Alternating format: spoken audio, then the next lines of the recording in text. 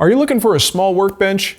I got you covered, baby. Late last year, we made the decision to finally start teaching some in-person classes here at the shop. So we scheduled 3 of them, January, February, and March. Each class had 5 students, and then I quickly realized this is all great in theory, but where are they going to work? I need more workbenches. So I went into research mode and started to come up with a compact design, because ultimately I have to store these workbenches when we're not having classes. I want the design to be mobile, I want it to be as cost-effective as possible, and most importantly, I want it to be easy to build, because I had to build all of them. And to get everything done for the class, I needed to make 4 of these suckers. So let me show you what I came up with. So all of the bench components are made from plywood, just laminated, stacked plywood glued together, and that gives you the width and the thickness that you need. And especially if you use something like shop grade plywood like I did, you could save quite a bit of money and still get the heft that you're looking for out of a workbench base. Now, shout out to Rob Kosman and the Bench Brigade at the Purple Heart Project.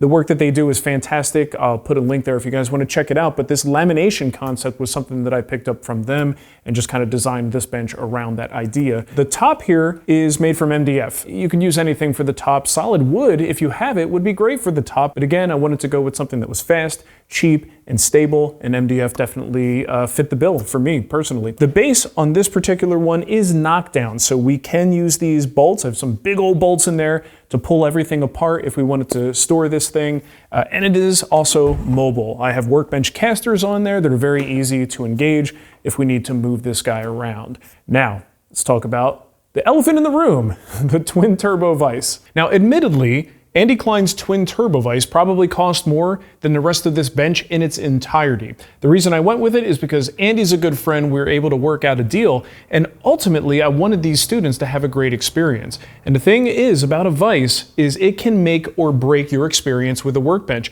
Even if the rest of the bench is absolutely perfect, if you have a crappy vise on there, it's not going to be fun to use, and trust me, you are not going to want to use it. So it was an opportunity working with Andy. We were able to get these on all the benches, and the students absolutely love them. This is definitely something, if you've got the budget, you want to check it out, and we'll have a coupon code for you to use as well. The other thing I want to mention is that you absolutely can use a different vise. This is just attached to the end of the workbench. There are tons of vices that will suffice in this position. You can even get one that is a little bit more budget friendly right now and upgrade later. I've got a couple of vices on my hybrid workbench that are very practical, inexpensive, and they absolutely get the job done. Now, if you want the measurements and the cut list for this project, we'll have that available at twwstore.com. All right, so I've got my cut list, I got my plywood, and I'm ready to start ripping these pieces. Now, you do have to be a little bit strategic about this. You're building one of these, so you will probably have 1 sheet of 3/4 inch plywood that will cover all of your base pieces. You have a little bit of room to spare, so you don't have to be absolutely perfect. The cut list we provide assumes that you want to save as much material as possible from that sheet. But if you're a little bit more wasteful, which can be good just in terms of strategy, you can cut your pieces down into smaller pieces with something like a track saw or a circular saw, and then take those pieces over to the table saw to do your final rip cut. So I just want to make sure you understand that concept. I give you a cut list, but that doesn't mean you absolutely must follow it to the letter. You can move things around a little bit, be a little bit less efficient in order to break these pieces down to manageable size. And that's exactly what I'm gonna do. I've got 4 of these workbenches to build, so I got a lot more cutting to do than you probably will, but it's all the same process. All right, so let's get this sheet down on the floor, because that's where I find it easier to break these pieces down. Now, while I'm not actually gonna transfer all of my marks from my cut list to this board, I don't need to replicate it, just kind of keep track of each thing as we go. I do need to make some marks because of these early cuts that will break this down. I just want to make sure that everything is in the right place. And when I'm measuring across, I have to account for things like my kerf width for the blade, and then maybe just a little bit of extra material that we can clean up later to get rid of any factory edges and things like that. So what I've done is created just a little setup block here. And all I'm going to do is put this guy right up against the edge, and then I'm going to draw a line real quick. Now, whenever I draw that line, that includes my blade kerf. So when I take that away, I put a little X to show me where the blade is supposed to go. Then I'll take my setup block, go right on my line, draw another one. There's my X. So I always know where I'm cutting. And I can very quickly write on here part D, or whatever the part number is. You could even write it all out in words if you need to. And I'll just keep going until I get to my first cut point, which happens to be on the other side of this guy. So I'm going to do a rip all the way across. But again, your strategy may be different. but having a little setup block like this is going to be real helpful later, and we're just really roughing these parts out now. It's just going to make it a whole lot easier to mark things out instead of trying to do this with a tape measure. Now, of course, I realize not everybody's going to have a full length track like this to take care of a full sheet of plywood, but this is why I recommended being strategic based on the tools you have access to, and I would recommend doing crosscuts, strategic crosscuts first, and then use your smaller track to make your initial rip cuts.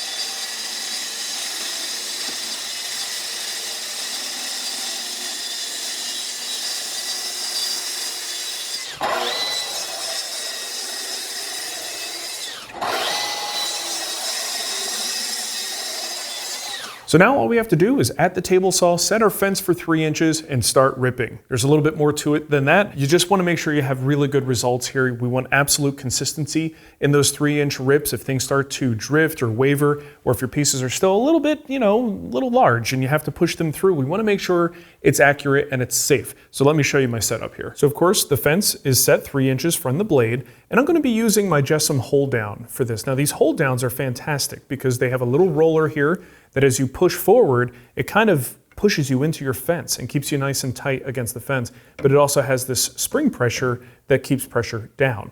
Now ideally I want to use 2 of these, and I initially set it up like you see here, because if you see how big this is just going to kind of get in the way as I'm trying to get past it. Now that I'm comfortable with, I'm a little close to the blade, but we'll make it work. It's the blade guard that's causing me problems at the back, and I would love to have the second hold down here. So I think I'm actually going to remove strategically for this particular cut. I'm going to remove the blade guard and forego some of that dust collection just for the sake of just getting a more quality cut and a little bit more predictable of a cut. So let me make that change real quick.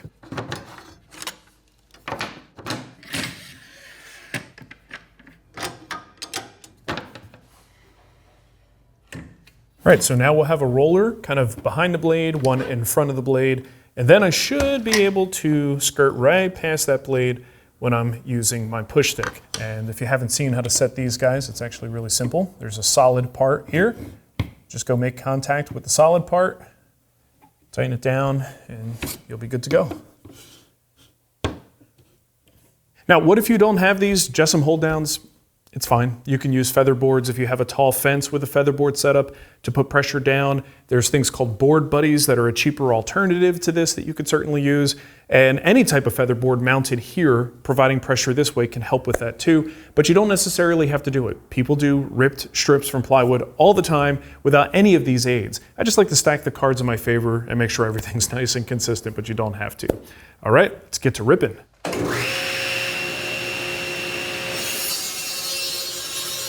By the way, if you use a high tooth count blade, you'll get a nice clean result.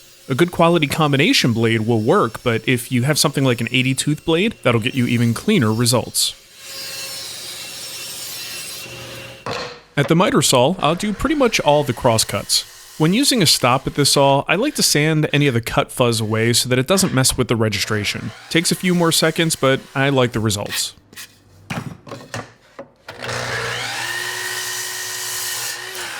For the smallest square pieces, I ended up making the cut kind of ironically at the table saw using the gripper, since the miter saw would have my hands a little bit too close to the blade. Even this feels a little bit sketchy, but the gripper does live up to its name. It not only grips the work nicely, but it also effectively gives me a larger reference surface to ride along my fence, making an otherwise inadvisable cut significantly less inadvisable. For the legs, I recommend cutting the longer pieces first. The short pieces can then be cut to fit using 2 pieces of scrap at the top and bottom. When it's flush, you have the right length setting for the short leg pieces. Nice and flush.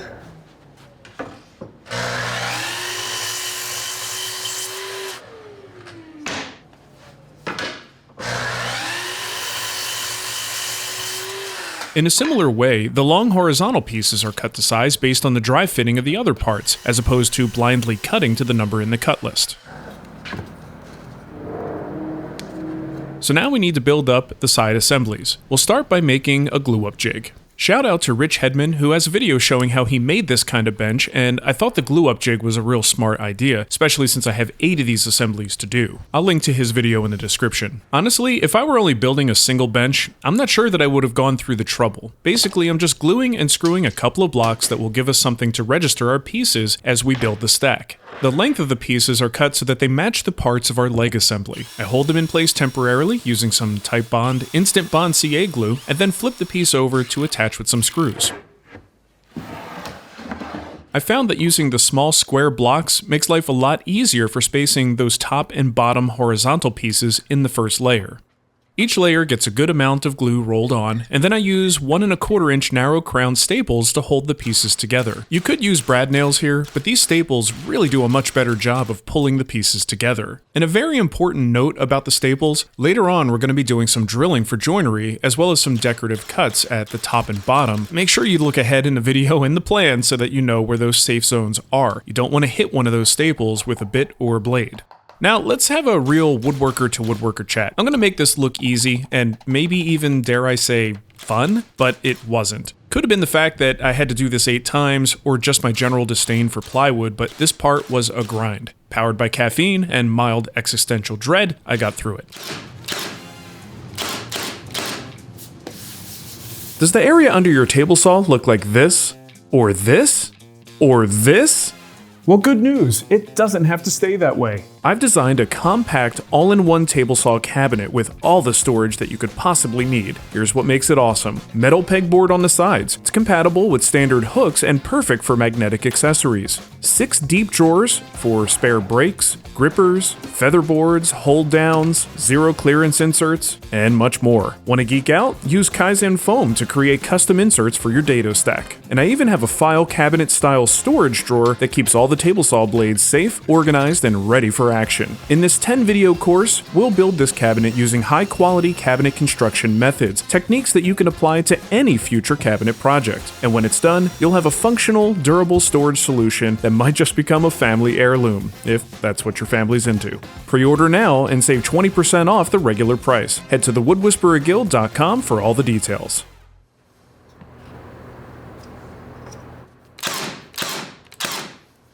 Because the outside faces will be visible, I filled the staple holes with filler and then sanded the faces smooth. So next up, we'll make the rails that connect our sides. The bottom rails have one narrower piece that goes on the inside. This piece creates a little rabbet that the bottom shelf can sit on. Assembly goes like this. Bing, bang, boom, pop, ping. And bam, pop, bing, bang, ping, boom, pew, pew, zap, ding. Using a piece of scrap cut to the same size as our rail dimensions, I'll make a little doweling jig. Now, it's not going to win any awards, and it's definitely not a true doweling jig, but it helps mark the holes where we need them.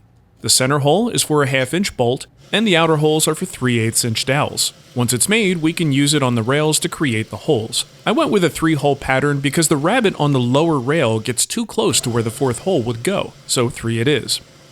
Drilling into the end of a plywood sandwich isn't exactly a walk in the park. The jig will want to wander, but take your time and use a brad point bit. You'll get holes that are good enough. The same jig is used to make the corresponding holes on the base sides.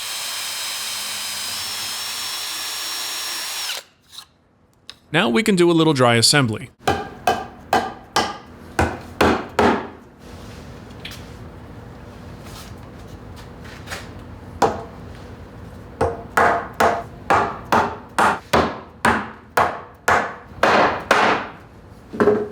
Looking pretty solid.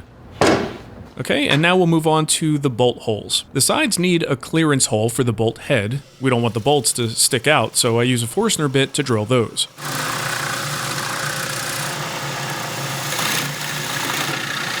I could then use my 1/2 inch bit to make the through hole. By the way, if you put staples in the wrong place, you're about to find out why you shouldn't have done that.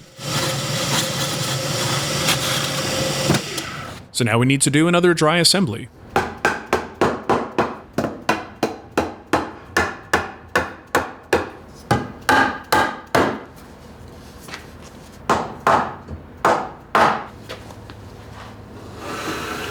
With the clamps in place, I can continue the 1/2 inch hole that we already drilled in the side assembly into the rails. I'll take it as deep as the bit allows, which is close but not quite as far as we need for our bolts.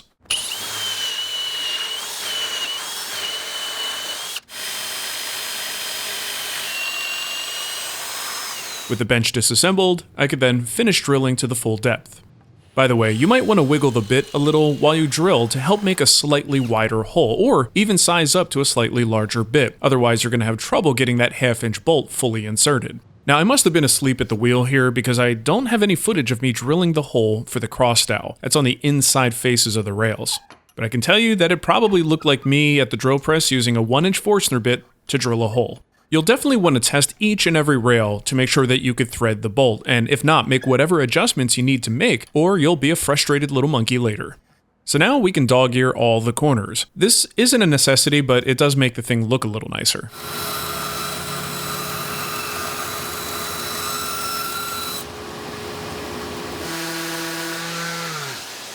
All edges are then hit with an 1/8-inch roundover bit prior to assembly.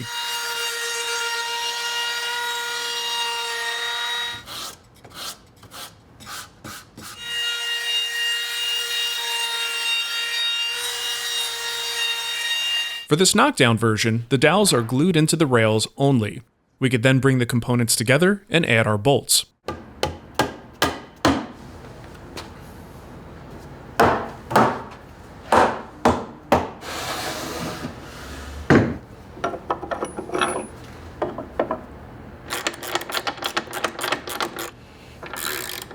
With the bolts cinched down, this thing is as sturdy as if it were built with classic mortise and tenon joints. So the only reason I'm showing the knockdown version is because that's probably going to be the most useful thing for folks who need a bench like this. But for me personally, I don't even plan to take these benches apart. So for the remaining 3 benches, I just use large dominoes. You're also seeing me use some of that yummy Type-On liquid hide glue, which is kind of my new favorite for interior furniture. I like the open time, and it's just super easy cleanup with water.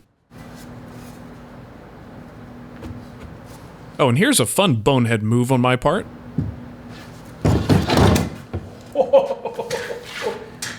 Ooh, close one. Got to tap them in. Try that again.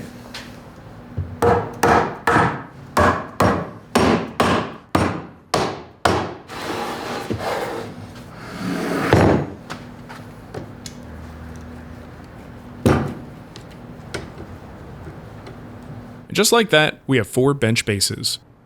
Now, onto the tops. I'm going with 3 layers of 1-inch MDF. You can certainly use 3/4-inch material for the top, but I'd recommend going with 4 layers in that case. And if you don't want to use MDF, you can use plywood, same as the base, or you could even splurge and make yourself a nice solid wood top. For me, MDF was the quickest and cheapest way to get a decently flat top. Now, I was planning on showing you guys how to do this glue up using screws, but at this point, I was very much pressed for time. This was around Christmas time, and I had my first class starting in January, so I used my vacuum press to speed things up. By the way, in the video that I mentioned earlier, Rich also shows how to do this with screws, so you could refer to that video for more info. If you don't have a table saw setup that can trim these tops, consider using a circular saw or just being a little bit more careful with the initial glue up. And I'll use my track saw to square off the ends. Oh, and another thing, if you want to upgrade this top a little bit, you'll want to add some solid wood trim. I didn't do that because of time, but it's something that I may end up doing in the future. And before the top is attached, I'll flip the bases upside down to attach the casters. With 4 of these in the shop, the sooner I could start to roll these around, the better. These workbench casters are pretty great, as they install easily and engage and disengage whenever you need them.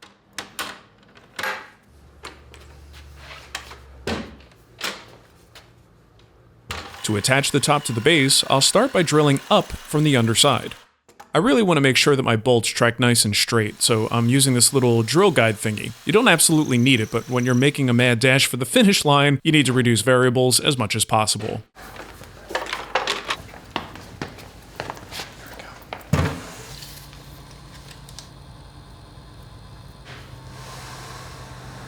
With the top clamped in place, I could then continue these holes into the underside of the top, and then flip the top to drill the holes all the way through.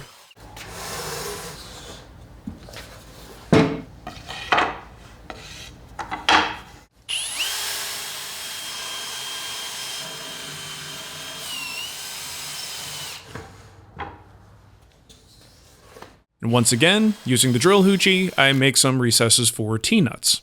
I'm using this method, once again, to make this whole thing knockdown. If you're doing a more permanent setup, you could just drive some long screws up through the rail and secure the top that way.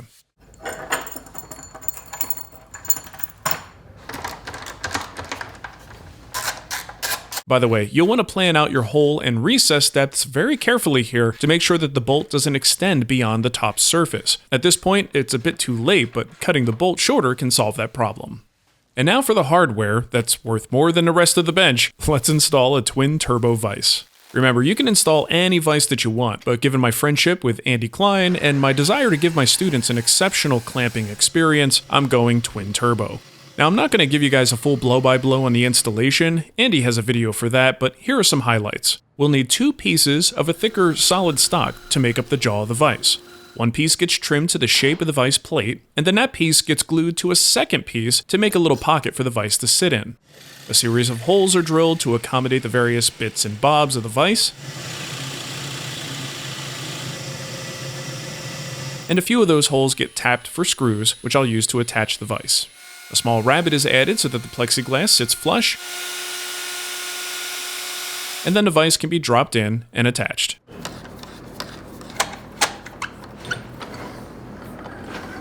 On the underside of the bench, I'll carefully line up and attach the threaded blocks and the guide blocks, and drill and tap for bolts that hold them in place. Honestly, I was a little apprehensive about threading bolts into MDF with regard to longevity, but Andy seems to think that it'll be fine, and after 3 classes and 15 students, I haven't had any issues.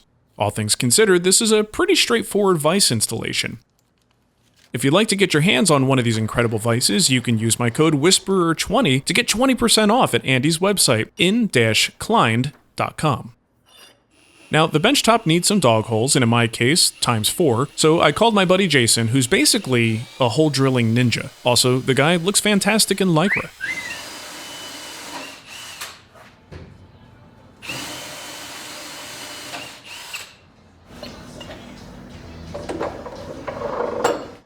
The 3/4-inch holes in the top line up nicely with the 2 holes that are drilled in the vise. Now, because we had 3 classes in a row, I've just been swamped, and I haven't had a chance to actually do 100% of the things I wanted to do to this guy. A couple things left to do. I want to add the shelf on the bottom. I'd like to add a little bit of finish to this thing, just a good quality finish to make sure it resists any kind of staining, probably like a wiping poly. I won't get too fancy with it. And I think most importantly, I want to add some kind of a liner for the jaws. The wood works just fine, but ultimately, if you want the best grip on your work pieces, you have to line it with something like that rubberized cork. Speaking of the twin turbo vises, Andy actually sells the best version of that stuff that I've ever encountered. I have it on all of my vises. Highly recommend it. So getting a good grip on the workpiece is absolutely crucial. Other than that, these benches are here and ready to go for the next set of classes that we have. Now, I do need to point something out related to this vise. The bench was not originally designed for the twin turbo vise. That was something that came afterwards, but I made it work. The thing is, to make it work, I needed to have a substantial overhang. That's what this guy requires. And as a result, it can be, with enough pressure you push down, of course, you can kind of tip the workbench, right? So what I did to combat that might be a little bit goofy, but for the classes, I just had a dumbbell. And I keep dumbbells in the shop, because doesn't everybody? And that actually goes a long way into making this thing a little bit more stable. But if you are designing this thing from scratch and you have the opportunity, it might be worth looking into maybe rejigging the base, moving things around so that you could put these screws through a notch or a hole that allows this to kind of push that way, and you have a little bit less of an overhang. It's not the end of the world, but it's something to consider. And again, the reason was because I just wasn't originally planning on using this vise. It was kind of a late game addition. The good news though is whatever vise you have generally will have an installation depth that's required of it, and you can kind of move this top one way or the other. It doesn't have to be the exact overhangs that I have here. Now, and finally, I want to send a big thank you to Andy for helping me out with these vises. They are absolutely perfect. The students love them. If you are interested in getting your hands on a twin turbo vise, good news, we've got a discount code for you. You can save 20% using the code WHISPERER20 at Andy's site. You won't regret it, and I'm actually thinking about putting one of these on my split top Rubo. The problem is I already have all the work holding I need there.